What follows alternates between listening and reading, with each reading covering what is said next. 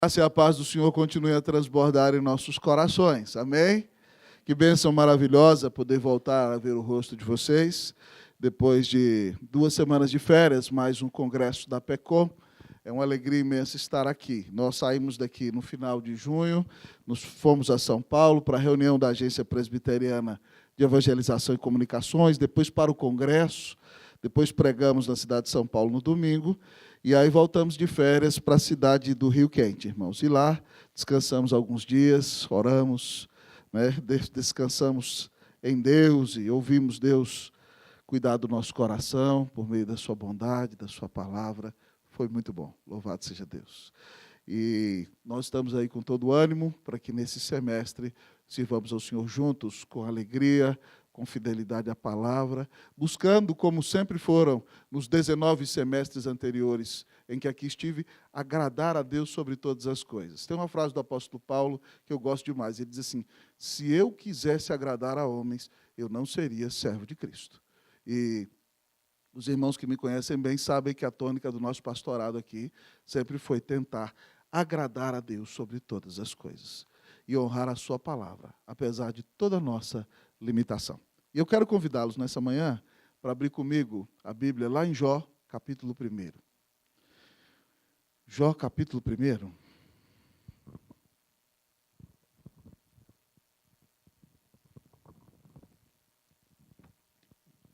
Jó, capítulo 1.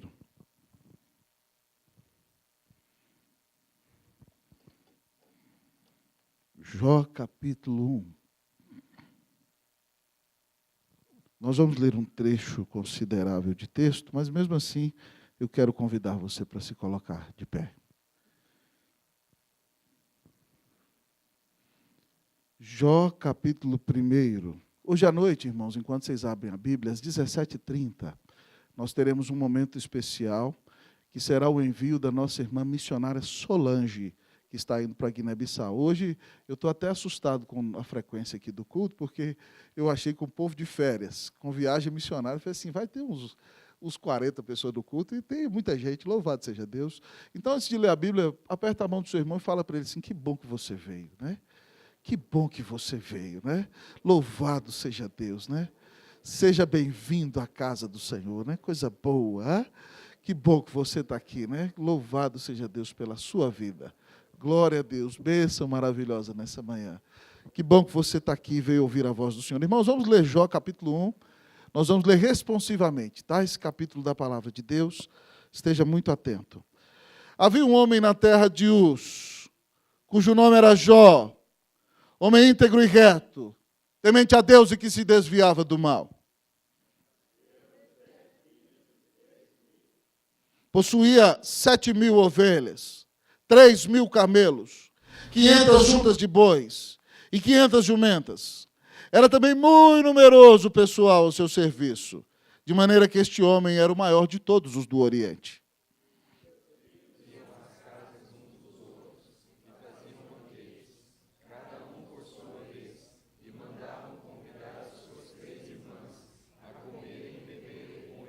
Decorrido o turno de dias de seus banquetes, chamava Jó seus filhos e os santificava. Levantava-se de madrugada e oferecia holocaustos segundo o número de todos eles. Pois dizia, talvez tenham pecado os meus filhos e blasfemado contra Deus em seu coração. Assim o fazia Jó continuamente.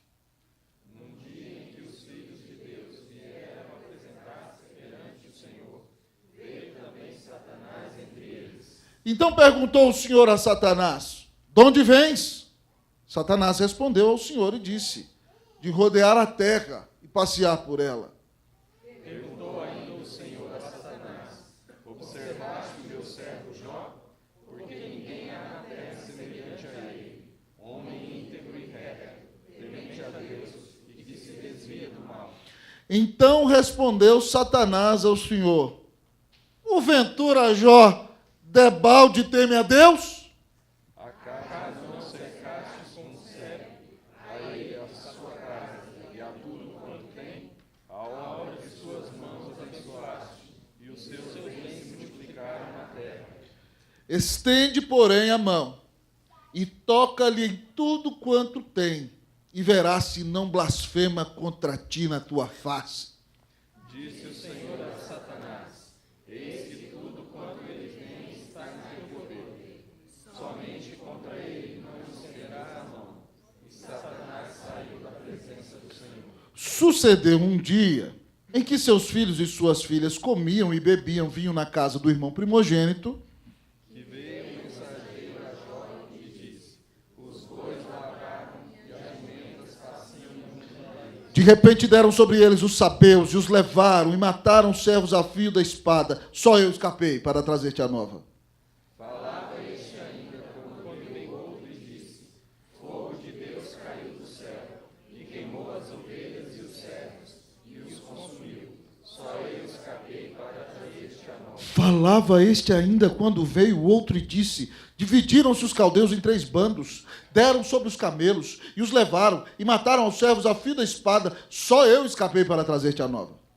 Também este falava ainda quando veio outro e disse: estavam seus filhos e tuas filhas comendo e bebendo vinho em casa do irmão primogênito. Eis que se levantou grande vento do lado do deserto e deu nos 4 cantos da casa, a qual caiu sobre eles e morreram. Só eu escapei para trazer-te a nova. Então Jó se levantou, rasgou seu manto, raspou a cabeça e lançou-se em terra e adorou. E disse: nu saí do ventre de minha mãe, e nu voltarei. O Senhor o deu e o Senhor o tomou. Bendito seja o nome do Senhor. Em tudo isso Jó não pecou, nem atribuiu a Deus falta alguma. Amém. Eu continuarei lendo o capítulo 2, irmãos, mais um pouquinho, diz assim. Num dia em que os filhos de Deus vieram apresentar-se perante o Senhor, veio também Satanás entre eles apresentar-se perante o Senhor. Então o Senhor disse a Satanás: de onde vens? Respondeu Satanás ao Senhor e disse: de rodear a terra e passear por ela. Perguntou o Senhor a Satanás: observaste o meu servo Jó? Porque ninguém há na terra semelhante a ele. Homem íntegro e reto, temente a Deus e que se desvia do mal. Ele conserva a sua integridade, embora me incitasses contra ele para o consumir sem causa. Então Satanás respondeu ao Senhor: pele por pele, e tudo quanto o homem tem dará pela sua vida.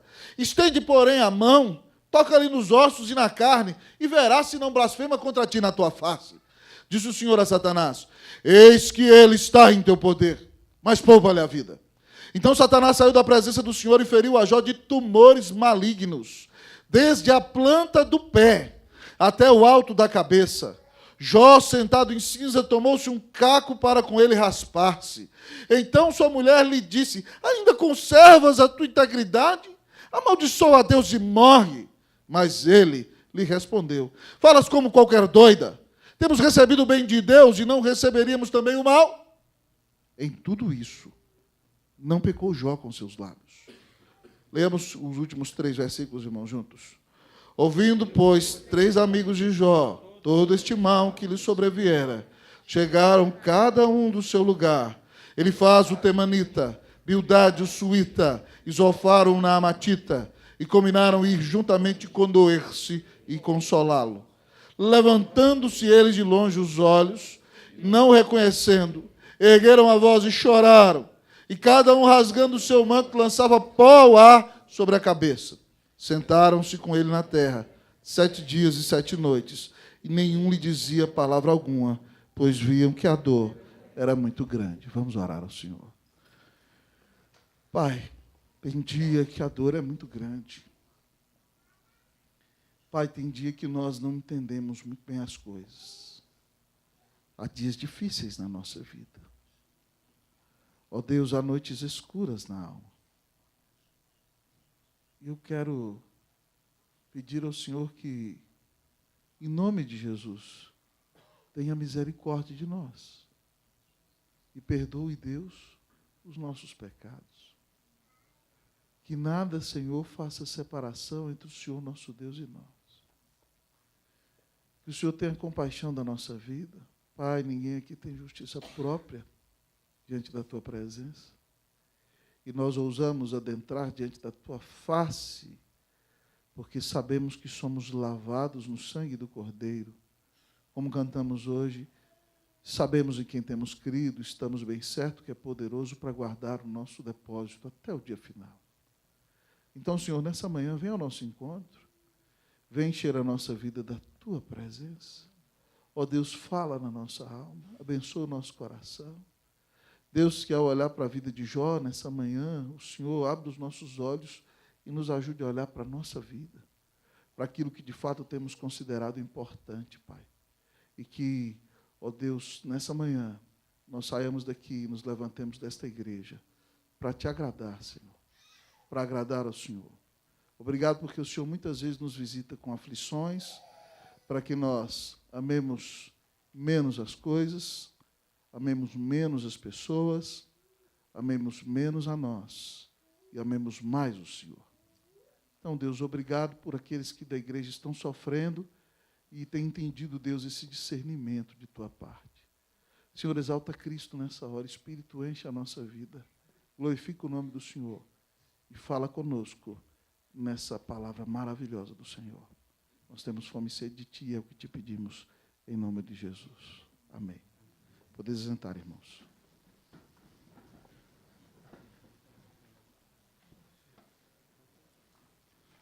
Queridos irmãos e irmãs, esse foi um dos textos de nossa meditação no dia em que estávamos descansando. E eu me lembrei que há 10 anos atrás o Senhor me deu uma palavra nesse texto. E Jó, você precisa entender que é um dos livros mais antigos da Bíblia.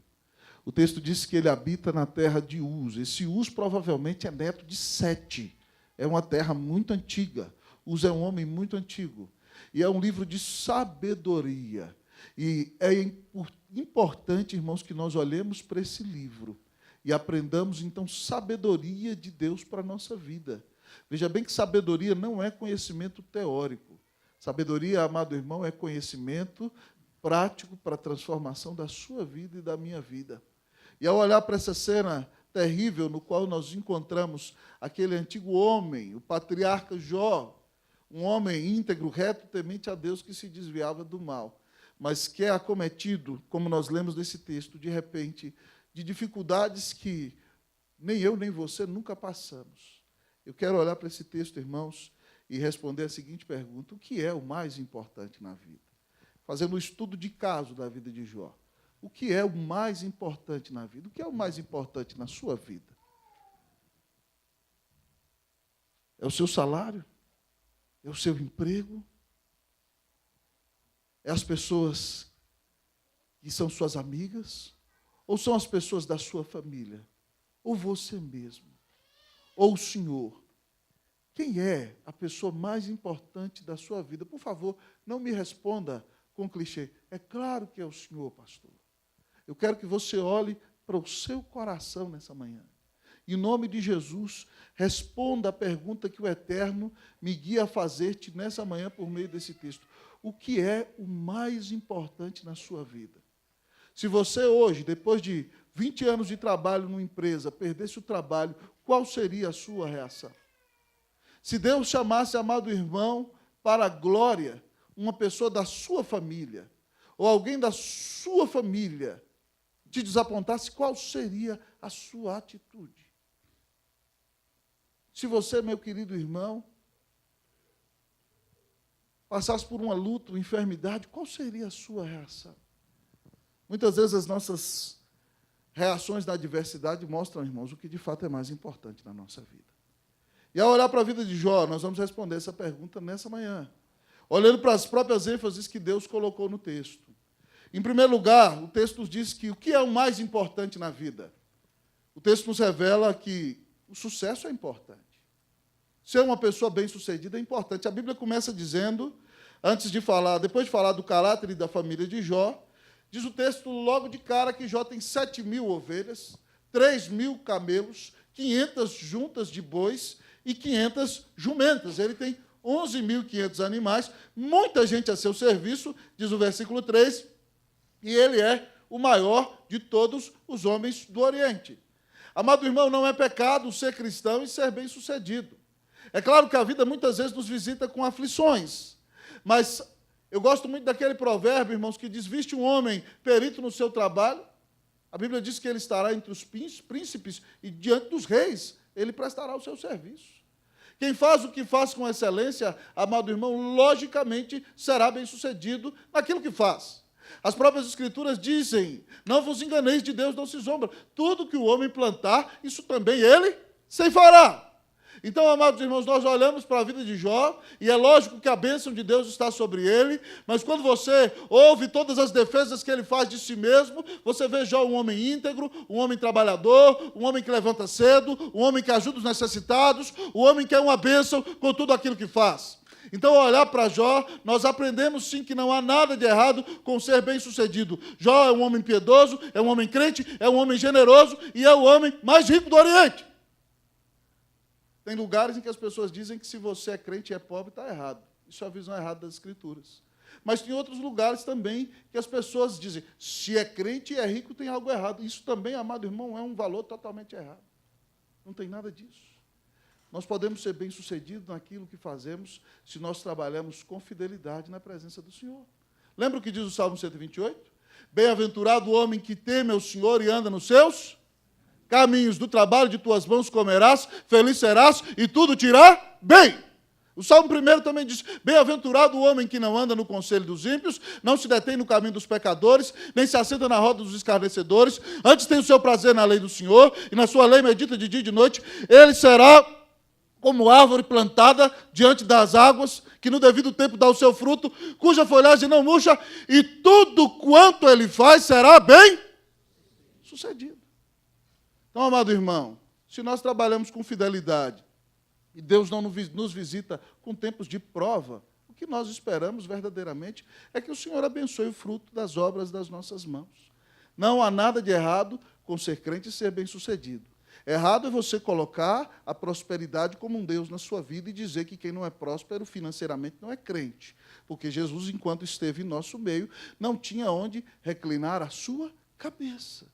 Mas nós vemos homens de Deus fiéis nas Escrituras, Abraão muito rico, Jó muito rico. Eu estudei Neemias essa semana, irmãos. Neemias, um homem muito rico. Neemias foi governador de Jerusalém durante 12 anos, irmãos, e não recebeu salário. E mais do que isso, tinha 150 pessoas em sua casa que comiam todos os dias. Ele matava bois, galinhas, e ele não cobrava nada no tempo de crise de Israel. Então, meu irmão, o errado é você colocar o seu sucesso em primeiro lugar e fazer dele um Deus na sua vida. Nós aprendemos que ser bem-sucedido é algo bom, mas o grande problema é quando você coloca isso como um Deus na sua vida. Jó não colocou, irmão. Ele foi bem-sucedido, mas no dia da crise, no dia da luta, no dia da dor, no dia da perda, ele não abandonou o seu Deus. Há muitas pessoas que colocam sucesso no lugar de Deus. E no dia da perda, no dia do fracasso, no dia da queda da bolsa, essas pessoas tiram a sua vida, essas pessoas atentam contra a sua família, essas pessoas perdem a esperança de viver. E isso significa, então, que elas idolatraram o sucesso. O que é o mais importante na vida? Nós aprendemos aqui, inicialmente, que sucesso é importante, mas não é a coisa mais importante da vida.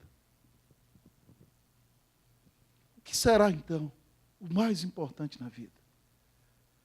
Sucesso é importante, mas não são todos os dias que nós somos bem-sucedidos, não é verdade? Em segundo lugar, o texto nos diz que a família é muito importante. O que é o mais importante na vida? A família é muito importante. Depois de falar do relacionamento de Jó com Deus, a primeira coisa que o texto fala, versículo 2, leia para mim, o que é que diz? Nasceram-lhe. Jó é um homem abençoado. E Jó é um homem abençoado do conceito bíblico, porque, biblicamente, o homem que tem muitos filhos é um homem bem-aventurado. Significa que Jó tem uma relação de amor com sua esposa, significa que o relacionamento de amor entre eles tem dado fruto. Eles têm 10 abençoados filhos. E isso já vem de um tempo, porque esses filhos são adultos. Mas mais do que isso, irmãos, há muitas famílias nas quais os irmãos só vivem brigando. Há muitas famílias nas quais os irmãos mal se toleram. Mesmo depois de adultos, eles vêm, sentam na casa do pai e da mãe, comem no domingo, tudo bem com você, e nunca mais se veem. E, se possível, desejam que o outro nem sequer exista. Mas, de repente, você vê na família de Jó que eles são unidos. O texto diz, irmãos, que aqueles rapazes se juntam para fazer banquetes e convidam as suas irmãs. A cada certo tempo, cada um em sua casa. Então, os filhos de Jó são unidos. Eles celebram, eles agradecem, eles fazem festa juntos, porque eles aprenderam a ser uma família unida dentro de casa, amados amigos e irmãos. Mas Jó é um pai tão abençoado, que mesmo depois que seus filhos sejam adultos, Jó não passa a mão na cabeça deles. Jó é capaz de chegar à certeza de que, ainda que seus filhos não pequem de maneira exterior e de maneira vergonhosa, eles podem pecar no coração. Olha para você ver o que o texto diz. Versículo de número 4, eu vou ler, você vai ler o 5. Seus filhos iam à casa uns dos outros e faziam banquetes, cada um por sua vez, e mandavam convidar suas 3 irmãs a comerem e beberem com eles. Leia o 5 para mim, irmão, por favor.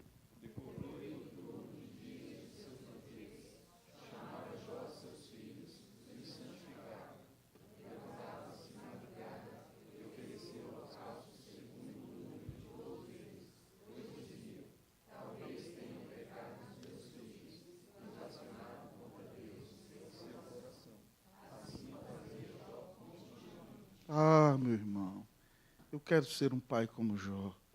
Quanto me falta.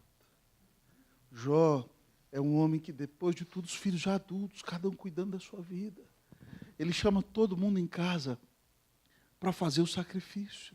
Lembre-se que Jó aprendeu a fazer o sacrifício com o povo que fazia, que aprendeu com Deus no dia em que Deus promete mandar o Messias. Diz que o filho do homem pisará a cabeça da serpente, a serpente lhe morderá o calcanhar. Em Gênesis 3,15, Deus mata um animal e veste Adão e Eva com pele de animais. Eles estavam se cobrindo com folhas.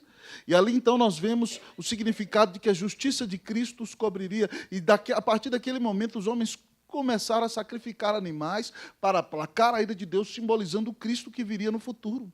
Então, Jó chama seus filhos a cada um. E a ideia do texto, irmãos, é que ele senta com cada um. E ele bate um papo com cada um. E ele pergunta sobre as motivações do coração de cada um. De cada um.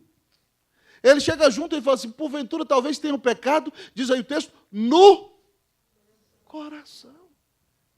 Ah, irmãos, nós somos tão relapsos nos dias de hoje. Muitas vezes os filhos estão pecando aí exteriormente, não é nem no coração. E os pais nem passam, não falam nada. Ai, lindo meu filho, linda minha filha, que coisa maravilhosa. Você vai prestar conta, pai, diante de Deus, pela maneira como você pastoreou seus filhos. E aqui o texto então diz que Jó senta, conversa, ora, chama todo mundo para o culto. O centro do culto daquele dia era o sacrifício. Hoje o centro do culto é a palavra e aos nossos cânticos nos quais adoramos a Deus. Mas ele traz sua família para Deus. Ele traz seus filhos aos pés de Deus. Ele traz seus filhos para o culto a Deus. E ele pastoreia o coração dos seus filhos, chamando seus filhos para que se arrependam na presença de Deus. Então, ao ver a postura de Jó com sua família, irmãos, nós aprendemos que cuidar da nossa família é algo muito, muito, muito importante. É tão importante, amados irmãos, que Paulo coloca a questão do enchimento do Espírito Santo relacionado ao contexto da família. Em primeiro lugar, ele fala que para ser cheio do Espírito Santo, nós temos que cultuar a Deus. Ele diz, falando entre vós com salmos, hinos e cânticos espirituais, entoando louvores com gratidão em vosso coração, dando graças por tudo a nosso Deus e Pai. É culto. Quanto mais nós pudermos fazer culto e adorar a Deus, melhor para o nosso coração, melhor para nós. Porque nós seremos moldados à imagem do Senhor e o adoraremos em espírito e em verdade. Mas, além disso, amados amigos e irmãos, o texto vai dizer logo em seguida que nós devemos sujeitar-nos uns aos outros em amor. E fala que a mulher tem que ser submissa ao seu marido, como a igreja deve ser submissa a Cristo. O marido se sujeita amando a mulher como Cristo amou a igreja e dando a vida por ela. Ah, querido, o filho se sujeita obedecendo aos pais no Senhor, porque isso é justo, o primeiro mandamento com promessa. Mas os pais se sujeitam, não provocando os filhos à ira, mas confortando os irmãos na admoestação e no ensino do Senhor, no temor do Senhor. E aí, então, irmãos, envolve os demais relacionamentos da nossa vida, mas família é muito importante. Depois de Deus, irmãos, o que nós temos de mais importante na nossa vida é a nossa família. Eu quero perguntar para você, a sua família é uma família cheia do Espírito, conforme nos diz o texto de Efésios? Você, pai, tem sido um pai como Jó, mesmo depois que seus filhos são casados? Você chega em casa, chama seus filhos, filho, como é que você está? Você está andando com Deus? Filho, como é que está a sua vida de oração? Ele, o que é isso, pai? Já sou adulto, o senhor não tem que estar me fazendo. Não, você tem que perguntar. Filho, você está lendo a sua Bíblia? Filho, você faz culto doméstico na sua casa? Filho, você está ensinando seus filhos no caminho do Senhor? Filho, você está trazendo seus filhos para a igreja? E quando seu pai e sua mãe perguntar, seu rebelde, você baixa a sua cabeça em nome de Jesus. Viu? Senão o próximo passo é o conselho. Pastor, prepare-se. Meu querido amigo e irmão, nós precisamos trazer nossa família aos pés da cruz. Mas nós também temos que entender, irmãos, que ainda que amemos demais a nossa família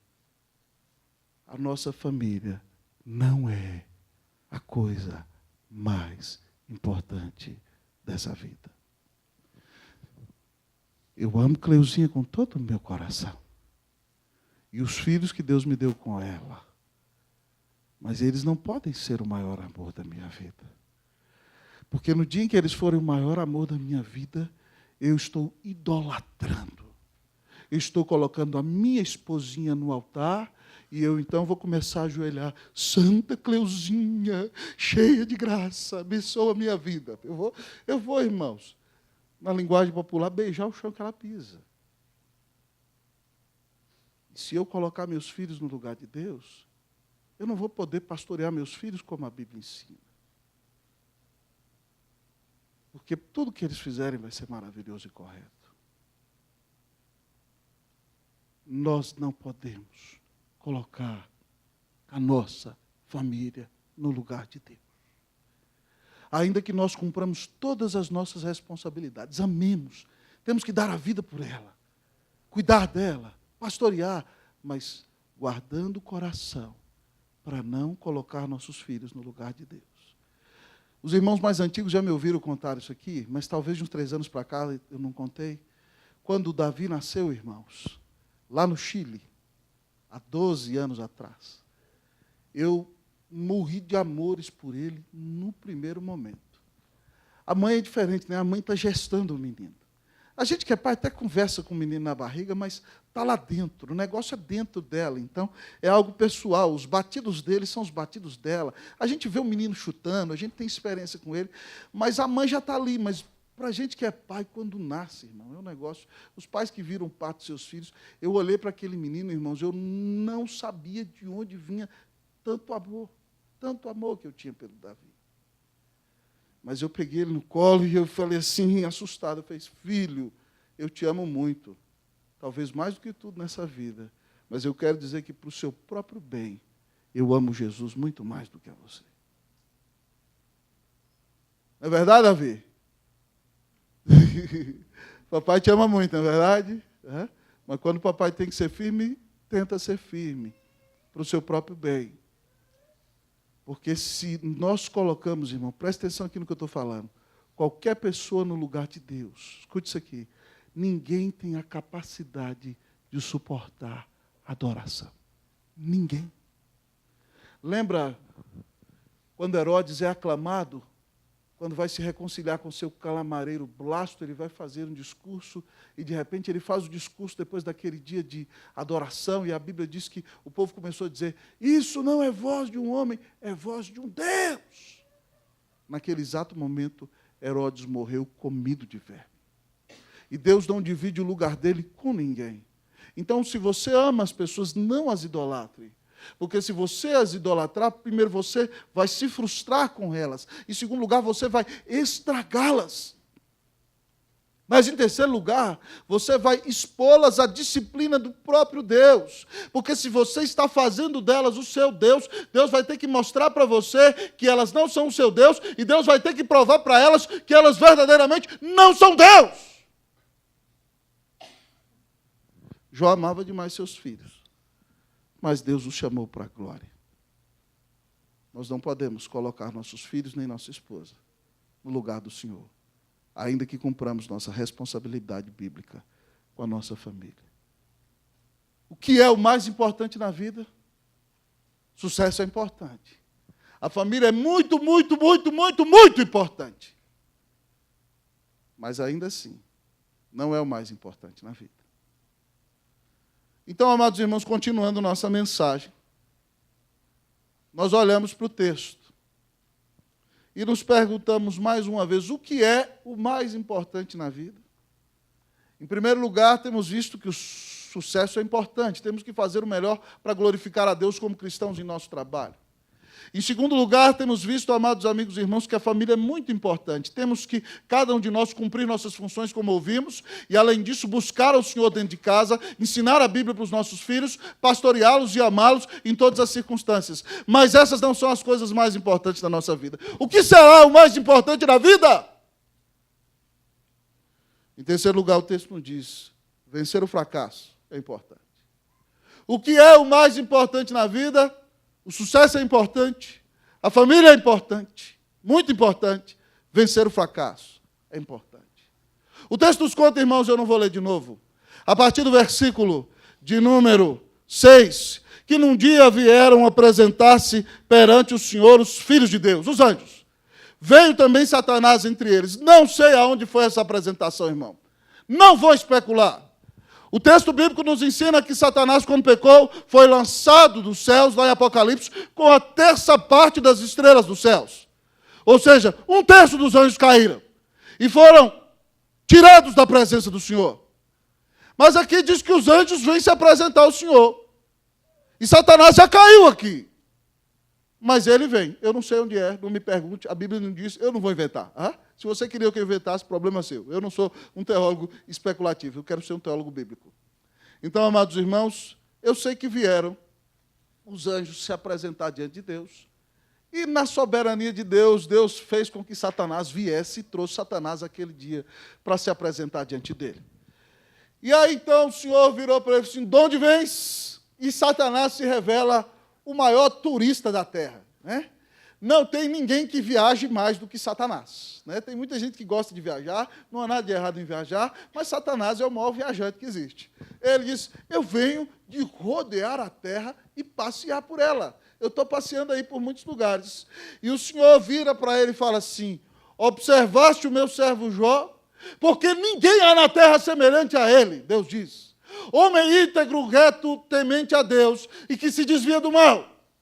Irmãos, nós olhamos isso aqui, talvez, irmãos, pareça uma batalha de Deus contra Satanás.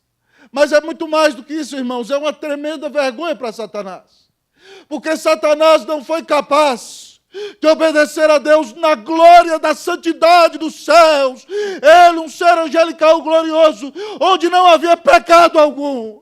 Mas Jó, no mundo caído, perdido e pecaminoso, é um homem íntegro, reto, temente a Deus e que se desvia do mal.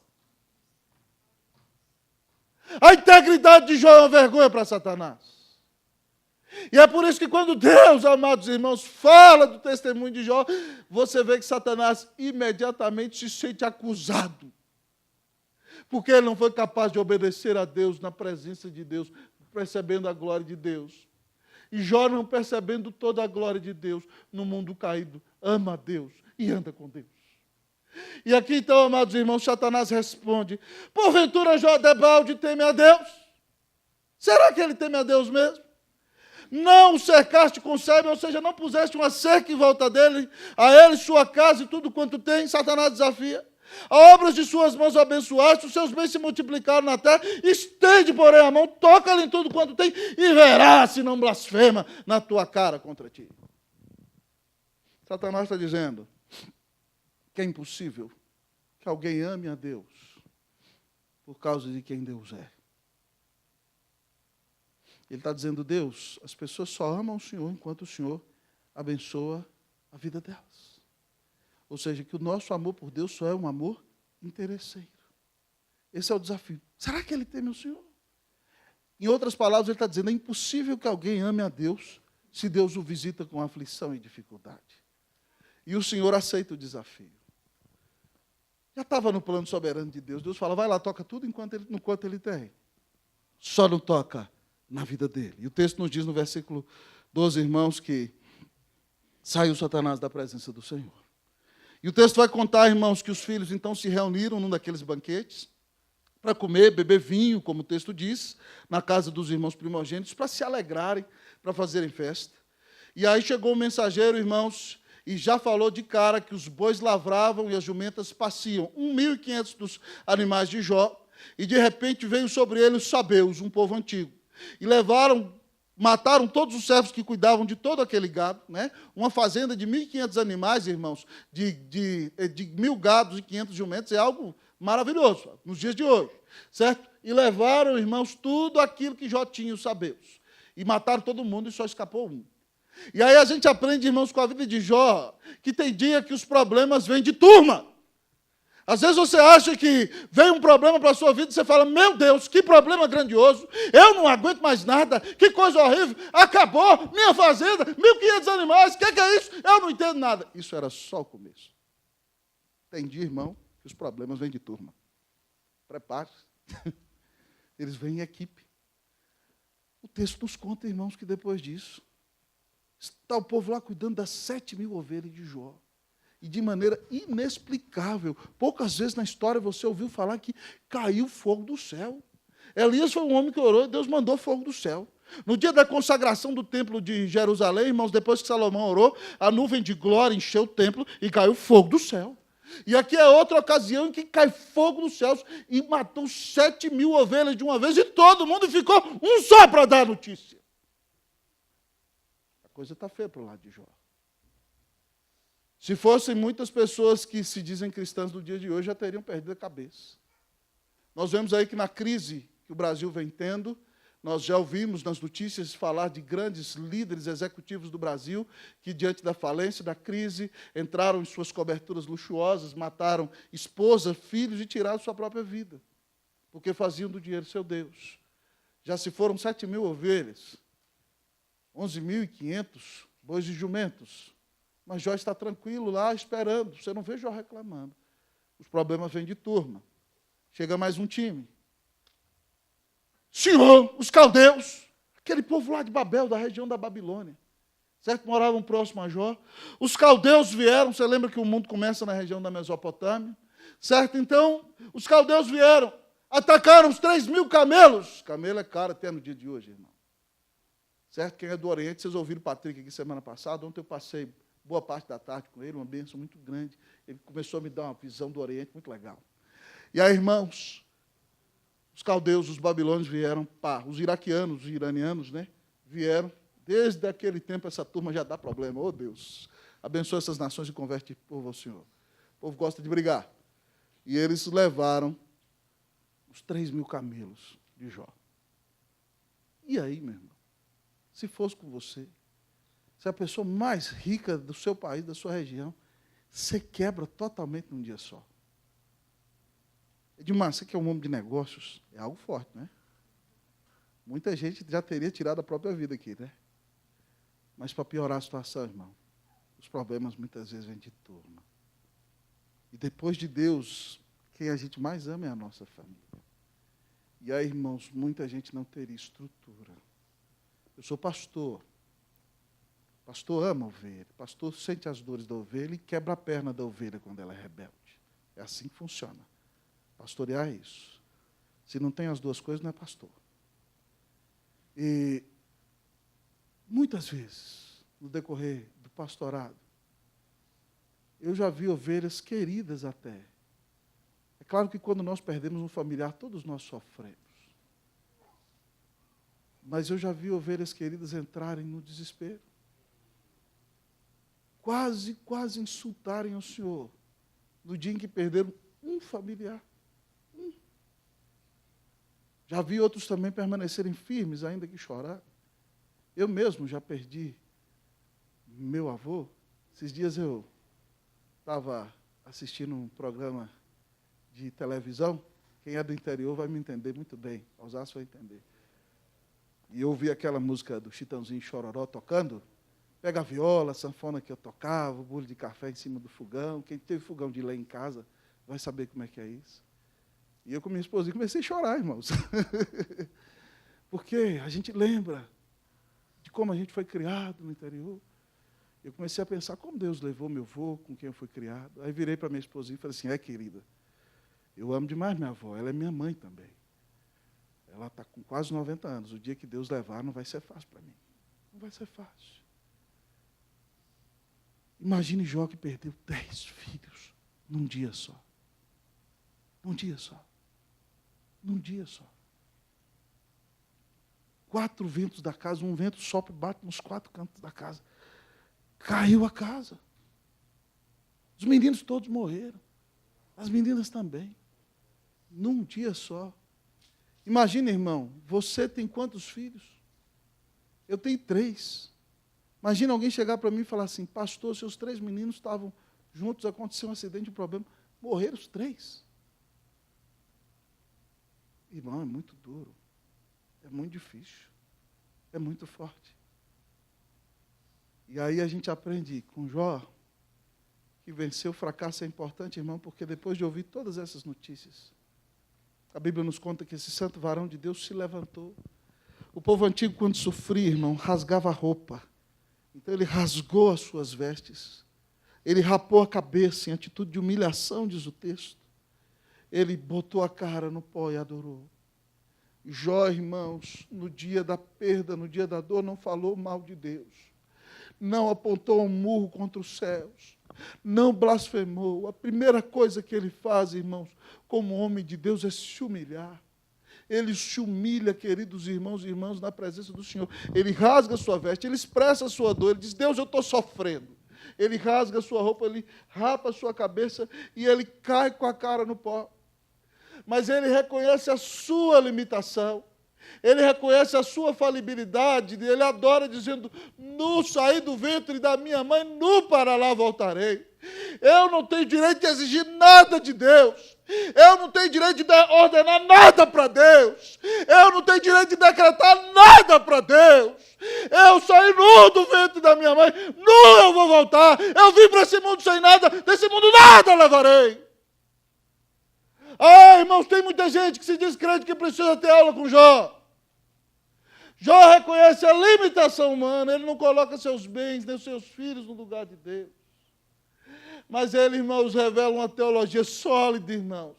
E sofrer é problema para todo mundo. Mas quando você sofre com uma teologia sólida e com um relacionamento sólido com Deus, faz toda a diferença.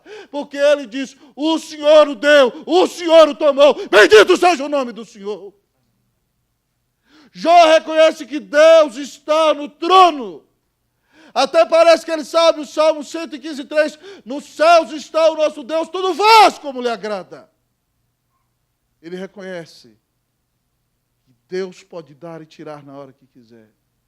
E aí, irmãos, para o cúmulo, para a nossa perplexidade, ele adora Deus.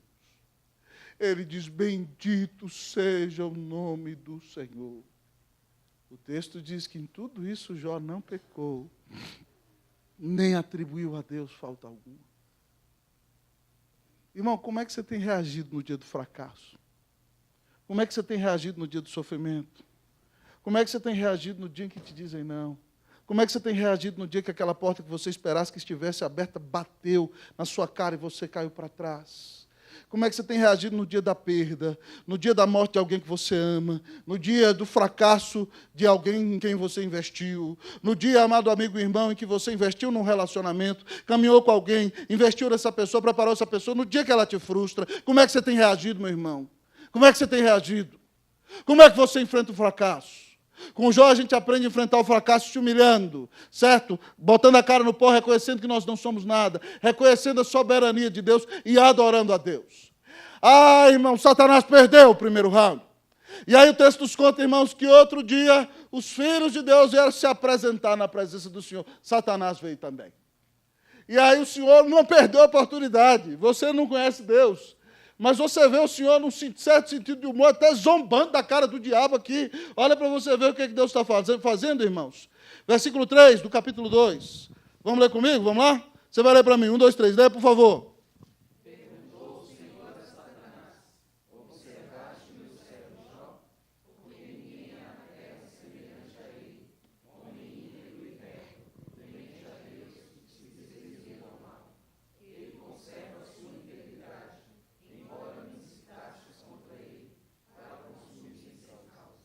Perdeu o Playboy. Você me incitou, você me provocou, tá vendo? Tá vendo? Olha para você ver quem é Jó, rapaz. Em outras palavras, você não foi fiel na glória e no céu, e ele na terra, apanhando, continua sendo fiel. Mesmo, aí Satanás apelou. Vamos tocar na carne dele. Quase citou aquele provérbio antigo que já era daquela época, o código de Hammurabi, que surge nessa região aqui. Olho por olho, dente por dente, pele por pele. Tudo quanto o homem tem dará pela sua vida. Estende, porém, a mão, toca-lhe nos ossos, na carne, verás se não blasfema contra ti na tua face. Ou seja, Deus mostrou, Jó não idolatra as pessoas nem as coisas que tem, mas ele idolatra a si mesmo. Agora já era. E o Senhor vai lá. Pode pegar Rex. Está debaixo do seu poder. Mas não tira a vida dele, não. E aí Satanás saiu, irmãos, e nós vemos que ele feriu a Jó de tumores. A Bíblia diz que é daqui, da parte de baixo do pé, não é da parte de cima, não, até aqui, o corpo inteiro cheio de tumor. Imagina, irmão, aquele tumor inchando, explodindo, saindo pulso, certo? Ele fica todo supurado, irmão. E aí aquele negócio fedido, e ele senta no chão e pega um caco de uma telha e começa a se raspar, certo? E senta na cinza. Cinza significa humilhado, com a roupa rasgada. Irmão, eu nunca vi ninguém sofrer desse jeito. Mais do que esse homem, só sofreu Jesus. E ele, irmão, começa a se raspar ali, e aí a dona dele não aguenta. A dona não aguenta, ela fala, chega, Jó! Até quando você vai ficar crente? Que história é essa? Amaldiçoa a Deus e morre! Jó era um homem de Deus, né, irmão? Na hora da crise, a mulher virou para ele e falou assim, blasfêmia e se mata. Depois, lá na frente, como é que ficou esse casamento? Mas ele é homem de Deus. Amaldiçoa a Deus e morre. E aí ele, pastorzão demais, falas como qualquer doida! Sua doida varrida! Tem hora que tem que chamar a dona de doida, meu irmão. Se ela te mandar pecar contra Deus, deixa de ser doida! Temos recebido o bem de Deus. Não vamos receber também o mal? Jó foi crente, irmão. Onde eu e você já teríamos ficado para trás há muito tempo. O texto diz que em tudo isso Jó não pecou com seus lábios. Ele não ofendeu a Deus. Ele soube enfrentar o fracasso. Como é que você tem enfrentado o fracasso na sua vida?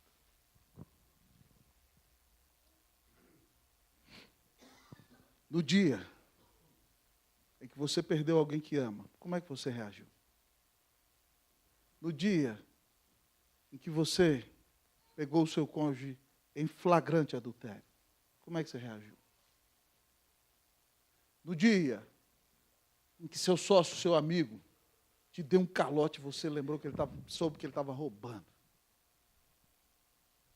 No dia em alguém que você investiu. Treinou. De repente essa pessoa se virou contra você. Como é que você reagiu? Como é que nós temos reagido? No dia mau. Ai, irmão. Jesus no dia mau se confiou também ao seu Pai. Ele se entregou nas mãos do seu Pai eterno. Então nós temos aprendido aqui, irmãos, conforme diz o texto da palavra do Senhor, que o que é o mais importante na vida? Sucesso é importante. Família é muito, muito importante. Vencer o fracasso com humilhação, reconhecendo a soberania de Deus e adorando, e mantendo-se fiel até quando a sua família nega a Deus. A mulher de Jó negou a Deus. É a maneira correta de vencer o fracasso. Mas, será isso a coisa mais importante da vida? Não, irmão. Porque tem dia que eu e você tropeçamos e não conseguimos vencer o fracasso da maneira correta. Então, o que será o mais importante nessa vida? O sucesso é importante, a família é muito importante, vencer o fracasso é importante. Mas o que será o mais importante na vida? A palavra de Deus é o mais importante. A palavra de Deus é o mais importante. Escuta o que eu estou dizendo. O que é o mais importante na vida? Não é o sucesso, não é a família, não é a vitória sobre o fracasso. A palavra de Deus é o mais importante. E é a palavra de Deus no que ele diz a meu respeito e a seu respeito. Você precisa entender nesse contexto. O que Deus diz a nosso respeito, para nós é o mais importante. Como é que o livro começa, irmãos? Havia um homem na terra de Uz. Leia para mim o versículo 1, como é que diz? Havia um homem na terra de Uz, cujo nome era Jó. O que é que o texto diz? Reto, temente a Deus e que se desviava do... Onde é que está esse livro? Na Bíblia. A palavra de... O primeiro versículo do livro começa com a palavra de Deus. O que é mais importante na minha vida e na sua vida é a palavra de Deus. É o que Deus diz a nosso respeito. Depois do encontro com Satanás, Deus repete, se não bastasse, está registrado aqui nas Escrituras. Vamos lá, irmãos, lê comigo. Versículo 8, todo mundo, vamos lá? Perguntou ainda o Senhor a Satanás, vamos lá? Observaste o meu servo? Porque ninguém há na terra semelhante a ele. Homem íntegro e reto. Deus passa na cara do diabo, dos anjos, do mundo inteiro, a palavra dele. Observaste o meu servo Jó, homem íntegro, reto, temente a Deus e que se desvia do mal. Íntegro, irmão, significa que Jó tem uma vida de inteireza. Jó não é uma coisa na igreja, outra coisa em casa, outra coisa no trabalho. Jó não é um safado, um cara de pau. Jó é a mesma pessoa em casa, na igreja, no trabalho. Reto, ele anda numa linha reta, ele anda com Deus. Temente a Deus, ele não quer agradar homens, ele quer agradar a Deus. Ele ama o Senhor mais do que tudo e reverencia a Deus. E mais do que isso, se desvia do mal, foge do pecado. É um homem crente. E aí, irmãos, nós vemos tudo o que acontece, Satanás se levanta contra ele. Depois de tudo, irmãos, nós vamos ler o capítulo 2, versículo de número 3. Vamos ler comigo? Vamos lá? Perguntou o Senhor a Satanás, vamos lá? Vocês. Capítulo 2, versículo 3, vamos lá, povo?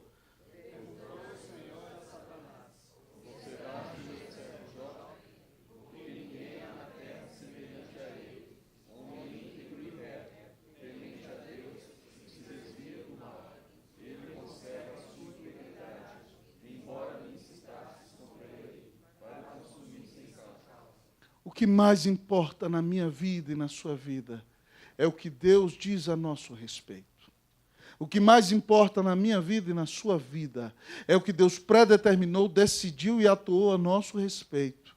E por causa de tudo que Ele fez, então, o que mais importa na sua vida e na minha vida é agradar a Deus.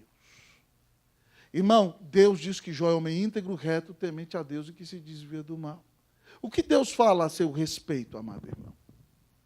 O que Deus fala a seu respeito? Nas Escrituras nós temos muitas coisas que Deus fala a nosso respeito.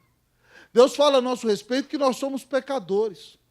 Mas se nós nos arrependemos dos nossos pecados e cremos em Jesus, nós somos salvos. E, irmãos, mas Deus fala, amados irmãos, que se nós somos salvos, então, agora nós morremos para o pecado e vivemos para Deus. Então o pecado não domina mais a minha vida. É um absurdo um crente continuar dizendo, eu não consegui vencer o pecado, Satanás me obrigou. Mentira! O pecado já não tem domínio sobre você. Você já tem uma natureza espiritual que, alimentada, vence a sua natureza pecaminosa. Você não precisa dar vazão ao seu pecado, às suas paixões. Mas o que Deus diz a seu respeito? Que você é um santo que está no mundo caído, mas que no final Ele vai te levar ao fim e você estará em glória e será como Jesus é. Nós precisamos, irmãos, saber o que Deus diz a nosso respeito. Porque quando nós entendemos o que Deus diz a nosso respeito, nós teremos a capacidade, irmãos, de cumprir a missão que Deus nos dá e parar de viver nesse mundo para agradar a ou B. E nós vamos servir a Deus em espírito e verdade. E nós vamos viver para agradar a Deus. Quando nós temos a consciência de que nós somos pecadores, remidos, que custamos o preço mais caro do universo, Cristo Jesus deu sua vida na cruz do Calvário por nós, que o Espírito habita em nós, que nós já temos um lugar garantido no céu, e que ninguém tira o Senhor da nossa vida, e que a bênção de Deus está sobre nós. Nós não vamos ter medo de nada e nem de ninguém. Nós vamos sofrer porque nós somos humanos. E as situações não vão ser fáceis. Mas se nós temos convicção do que Deus diz a nosso respeito, de quem nós somos em Cristo Jesus, irmãos, nós vamos avançar como disse o hino que cantamos. Mas eu sei em quem tenho crido, e estou bem certo que é poderoso. Guardará, pois, o meu tesouro até o dia final. E sabe por que nós temos certeza dessa identidade? Por causa do que o Pai falou de Jesus. Lembra daquele dia em que Jesus se humilhou, sendo o Rei da Glória, ele topou ser batizado por um pecador, para ser ordenado ao ministério, o Espírito veio sobre ele como uma pomba, e o Pai disse: esse é o meu Filho amado, no qual eu me comprazo. Depois do dia da transfiguração, Pedro falando besteira lá na transfiguração, o Pai disse: esse é o meu Filho amado, em quem me comprazo, a ele ouvi. O Pai falou de Jesus, que ele é o maior amor da vida dele. Ele é o Filho amado de Deus. E se ele ama tanto esse filho e deu esse filho por amor a mim e a você, nós podemos saber que, por causa do nosso ungido, nós somos filhos amados do Pai. Louvado seja Deus. Esse é você. Então, se você é esse, por que você tem vivido do jeito que tem vivido? Por que você vive abatido? Por que você vive, muitas vezes, angustiado? Por que você deixa a tristeza assolar seu coração? Por que você não assume logo que é um príncipe remido, apesar de ser um pecador terrível, e começa a viver para a glória de Deus em grande alegria? E começa a cumprir seu chamado de missão? Por que você tem vivido acabrunhado, amuado? Por que você só vive reclamando, chateado? Você não sabe que Deus já deu Jesus por você? Você não sabe que o Filho de Deus te amou? Você não sabe que tudo que acontecer na sua vida vai cooperar para o seu próprio bem? Você não sabe que aquele que não poupou o seu próprio filho, antes por todos nós o entregou, não nos dará graciosamente com ele todas as coisas? Meu irmão, você é eleito, você foi comprado pelo sangue de Jesus. Ninguém tira você das mãos do Pai. Bota um sorriso nessa cara hoje em nome de Jesus, amém, meu irmão? Sai dessa depressão em nome de Jesus, amém, meu irmão? Você tem muito mais motivos para sorrir, para adorar, para se alegrar e continuar marchando. E pare de ser agradador de homens. E comece a viver para agradar a Deus. Comece a viver para amar a Deus. Comece a viver para adorar a Deus. Comece a viver para exaltar a Deus. Porque nunca ninguém te amou como o Senhor. E Ele é quem diz: nunca te deixarei, jamais te abandonarei. Hoje eu sabia que tinha tempo, por isso eu quis pregar essa mensagem. Eu quero perguntar: você crê em Jesus como seu Salvador? O que tem sido mais importante na sua vida?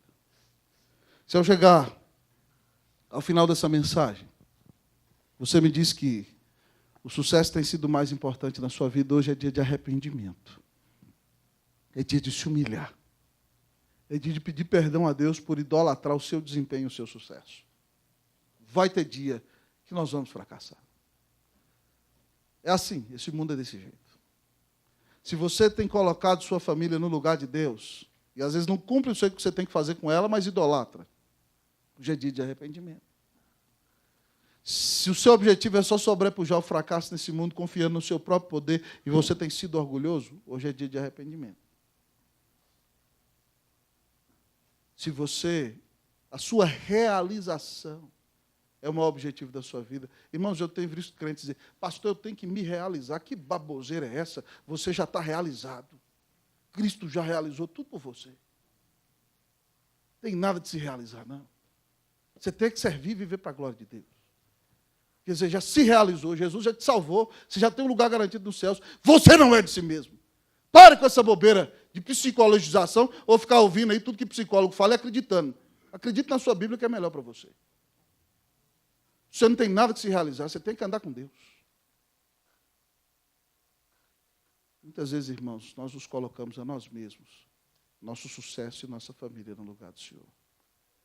E se você tem feito isso, a palavra de hoje te chama ao arrependimento, te chama ao quebrantamento, te chama a um conserto, te chama a confiar naquilo que Jesus fez por você, naquilo que Deus disse a seu respeito. E a partir de agora você sair daqui e começar a viver para Deus. Viver para a glória de Deus. Viver para agradar a Deus. viver para ser uma bênção na sua família, no seu trabalho, no seu relacionamento com o Senhor. Hoje essa palavra te chama ao arrependimento.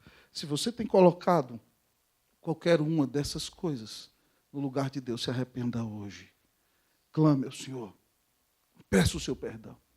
E que Ele restaure o seu primeiro amor. E que você saia daqui hoje em nome de Jesus, para amar a Jesus sobre tudo e sobre todos. Até o dia da vinda do Senhor. Amém, meu irmão? Que Deus renove em nós o primeiro amor. Que Deus restaure em você o primeiro amor. Em nome de Jesus, para a glória de Jesus. Amém! Nossa equipe vai cantar, eu quero voltar ao primeiro amor.